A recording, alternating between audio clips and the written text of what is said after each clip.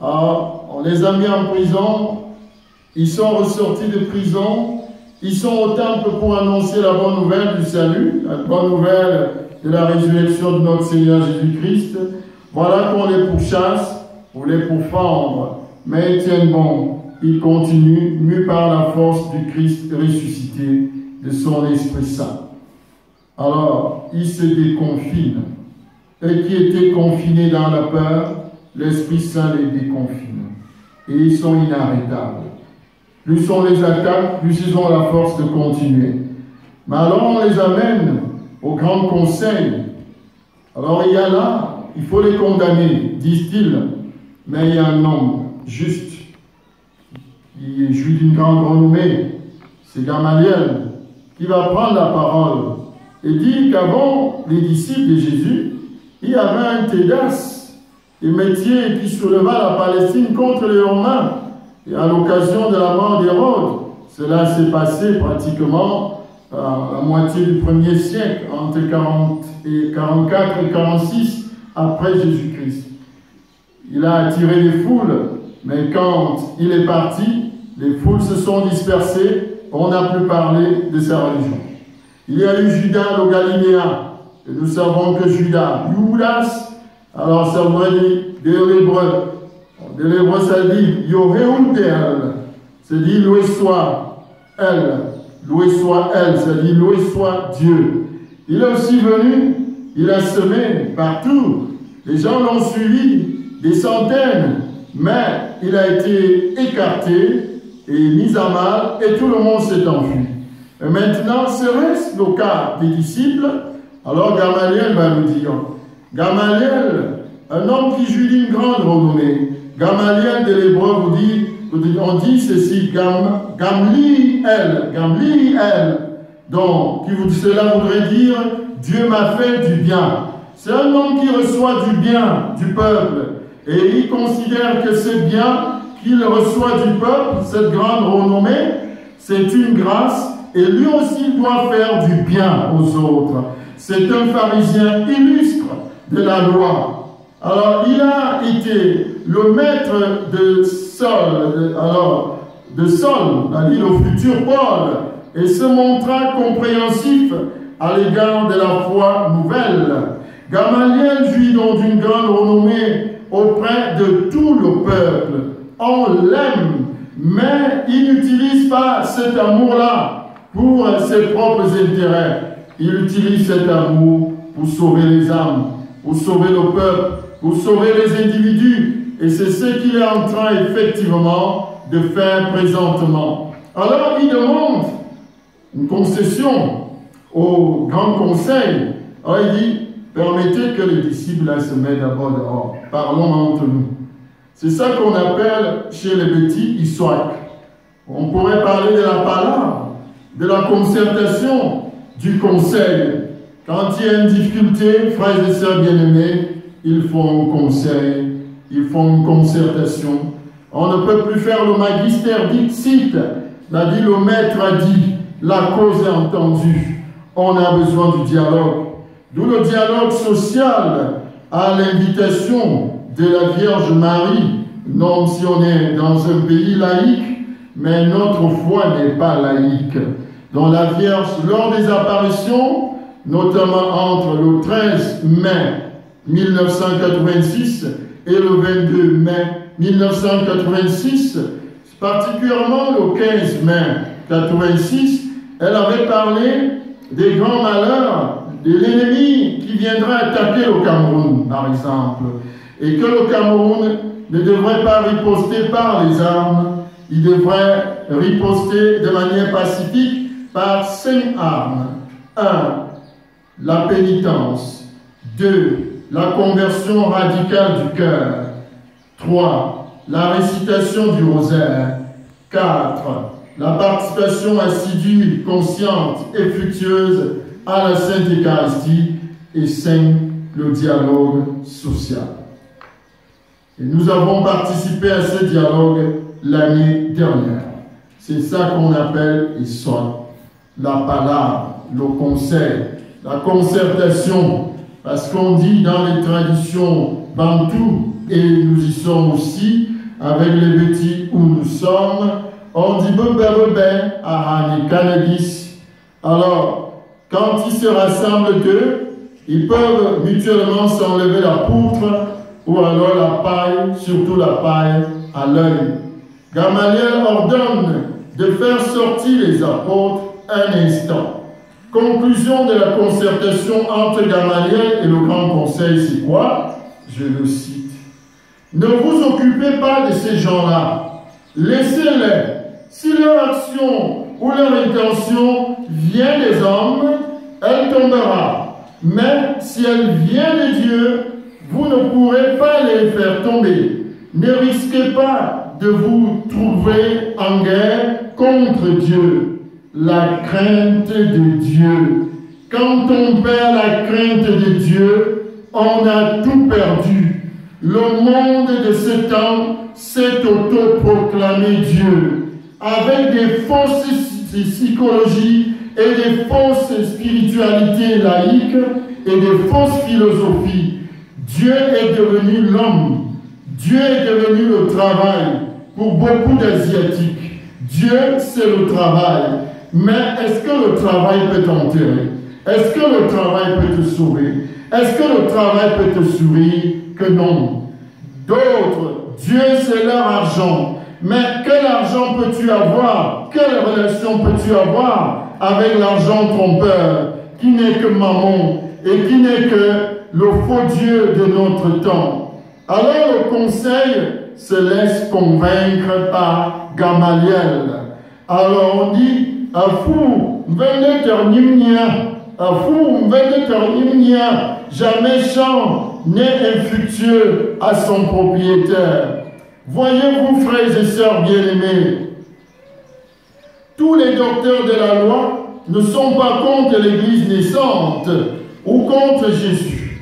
Gamaliel a un regard équilibré, un jugement équilibré et condescendant. Il a un jugement non pas dictatorial, non pas dicté, non pas assisté par un groupe de pression ou une communion totalitariste et fondamentaliste, une communauté totalitariste, non.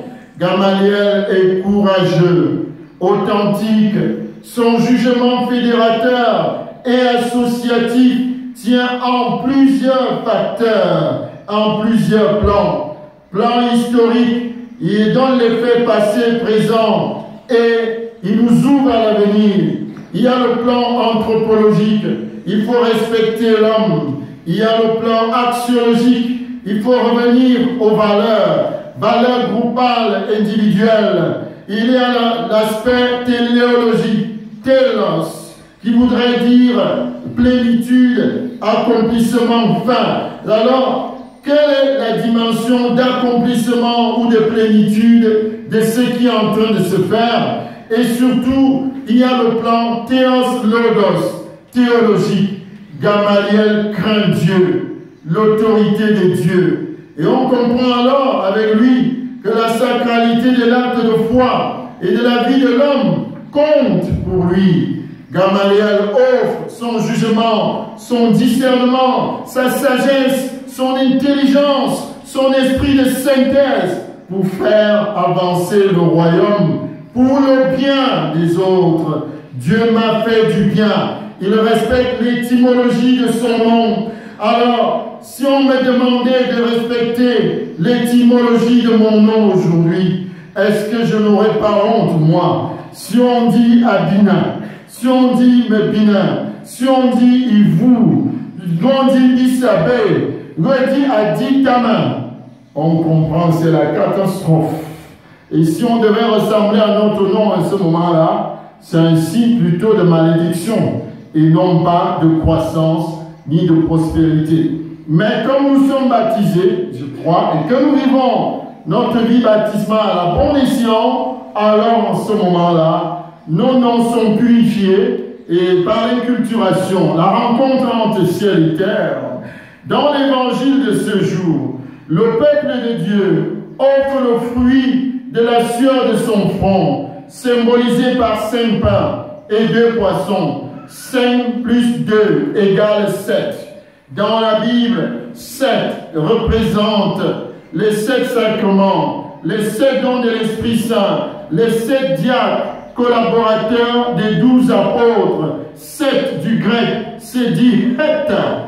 Hepta, c'est un nombre rendu sacré par le 7e jour, celui du repas de Dieu, et ayant une fonction dans le calendrier rituel, et le rituel même, et les objets du culte en Israël. 7, dans la mystique biblique numéraire, peut symboliser la plénitude, la totalité, dont l'Eucharistie est déjà l'avant-goût et prémisse.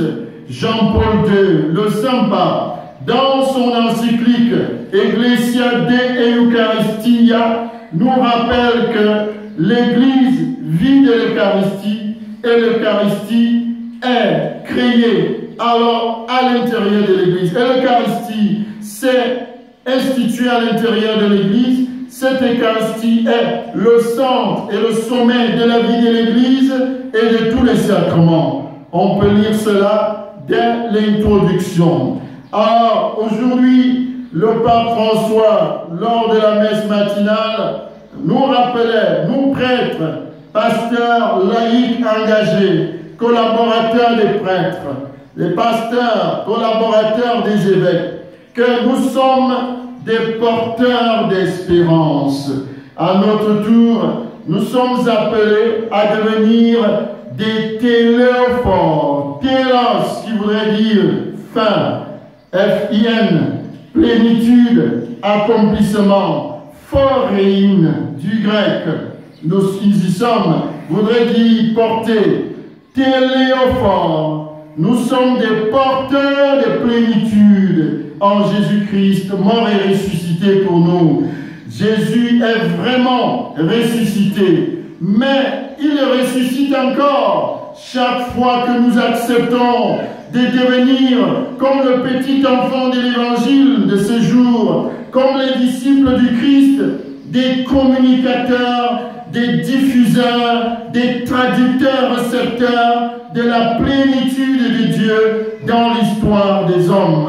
Chers malades, chers frères et sœurs malades, vous qui êtes dans les prisons, dans les hôpitaux, vous qui avez le 3e âge, vous qui êtes cloués sous le bois, sous le lit, dans le lit de la maladie, de l'épreuve, du désenchantement, vous qui souffrez de la pandémie actuelle Covid-19, chers anonymes du Seigneur, la foi en Christ ressuscité nous amène à nous dire ce soir, à la suite de Jésus à Zachée, aujourd'hui, le salut est entré chez toi. Nous pourrions alors dire à notre compte, aujourd'hui, la santé est entrée chez toi.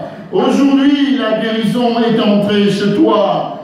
Toi qui nous suis, toi qui nous écoutes, depuis la France, l'Allemagne, l'Italie, l'Asie, l'Amérique, le Sénégal, le Congo-Kinshasa, la Côte d'Ivoire, le Nigeria, depuis l'Afrique tout entière, le berceau de l'humanité, le berceau de la foi, le berceau des vraies valeurs éternelles.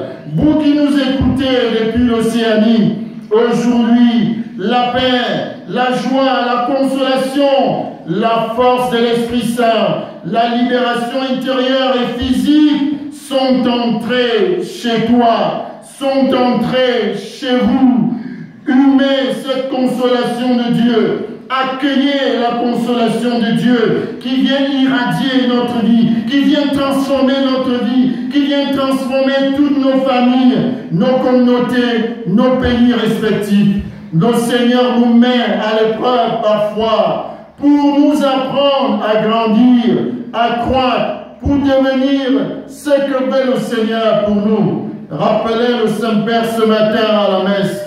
La foule qui n'a qu'un peu de poisson et la foule qui suit Jésus et qui est fatiguée, qui est à bout de souffle, cette foule représente pour le Saint-Père l'universalité de la rédemption. Alors, il forma le cœur de ses disciples. Alors le Seigneur qui met ses disciples à l'épreuve. Il leur fait un test. We kind of assessment.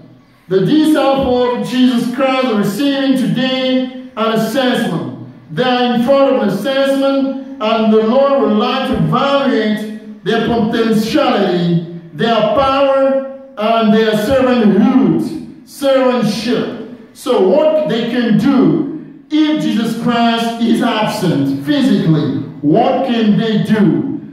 They will always complain. They are complaining. And the Lord says, I am all, I'm the grace. I can multiply only what you have. Just offer me what you have. What you are. I can multiply it. I can transform it and give you what we need today. Give me your sickness. I can transform it into healing. Give me your discouragement and can give you fortitude. Give me your lack of faith and can give you faith and hope. Give me what you have today. I can transform it.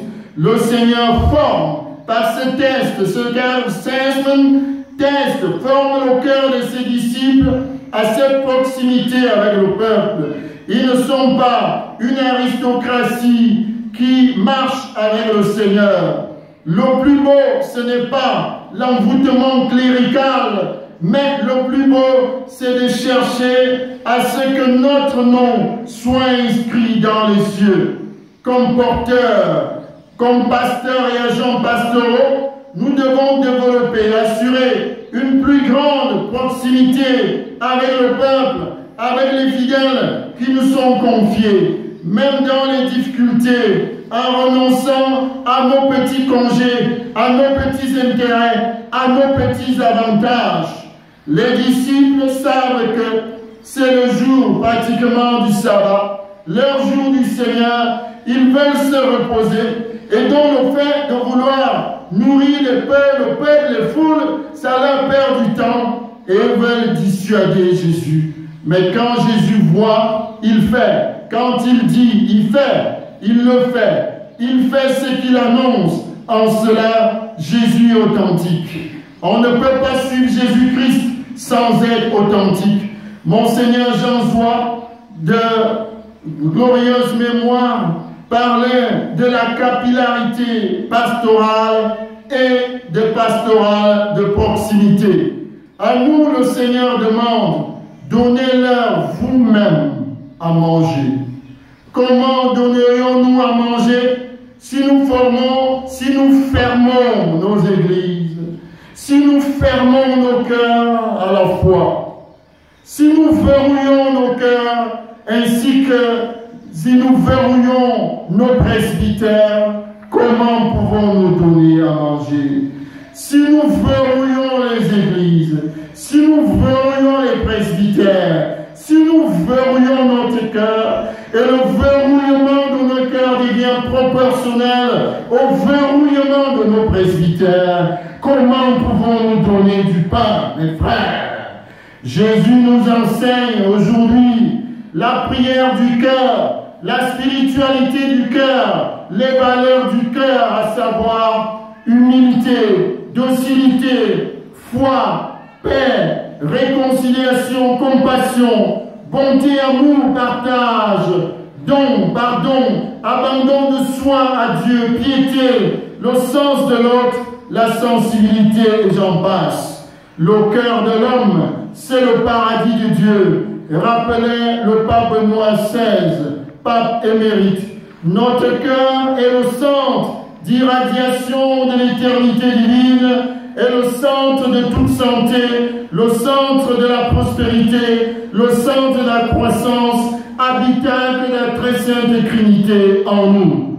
En célébrant cette Eucharistie, cette messe, mystère de notre foi en la résurrection par excellence, au cœur de ce temps de résurrection, pour que le Seigneur nous prenne en sa résurrection, nous voulons célébrer ensemble la résurrection terre, la résurrection au cube, Dieu lui-même étant un en trois personnes. Par cette messe de la résurrection au cube, nous implorons le Seigneur de nous lever du lit, anesthénie du grec, du lit de la peur, du lit de l'angoisse, du lit du doute, du lit de l'incertitude, du lit du découragement, du lit de la cupidité, du lit de l'addiction au mal, du lit de la dépendance totale aux biens matériels et immondes. Nous lever du lit des choses qui passent pour que nous puissions être tout entiers au Christ et à l'Église. Que le Seigneur nous relève du lit de nos infirmités, de nos handicaps physiques, psychologiques, psychiques, atypiques, familiaux, communautaires. Que le Seigneur nous relève du lit de nos épidémies, de nos endémies, de nos pandémies, dont cette pandémie qui sème une mauvaise tempête, où que nous soyons, que le Seigneur nous relève. Que nous soyons en Afrique ou d'Afrique, d'Europe ou en Europe, d'Amérique ou en Amérique, d'Asie ou en Asie, d'Océanie ou en Océanie, Seigneur, relève-nous. Que la proximité numérique, satellite, cybernétique, nous fasse vivre ensemble une communion cordiale des sauvés en espérance. Puisse la Vierge Marie, Reine de la paix de Simaën, en qui je repose toute ma vie et tout mon sacerdoce, puisse-t-elle accueillir en son cœur immaculé les espoirs, les peines et les soucis de l'Église, les maladies de l'Église et de tous les hommes de par le monde entier, et les offrir avec nous-mêmes à l'autel du Christ, seul grand prêtre, seul vrai prêtre, prêtre authentique. Ainsi, par l'offrande de nous-mêmes et de tout ce qui compte sur l'intercession de la Vierge Marie, l'Eucharistie, qui devienne cette Eucharistie, continue de devenir antidote pour ne pas mourir et ciment de notre unité en Christ, mort et ressuscité. Amen.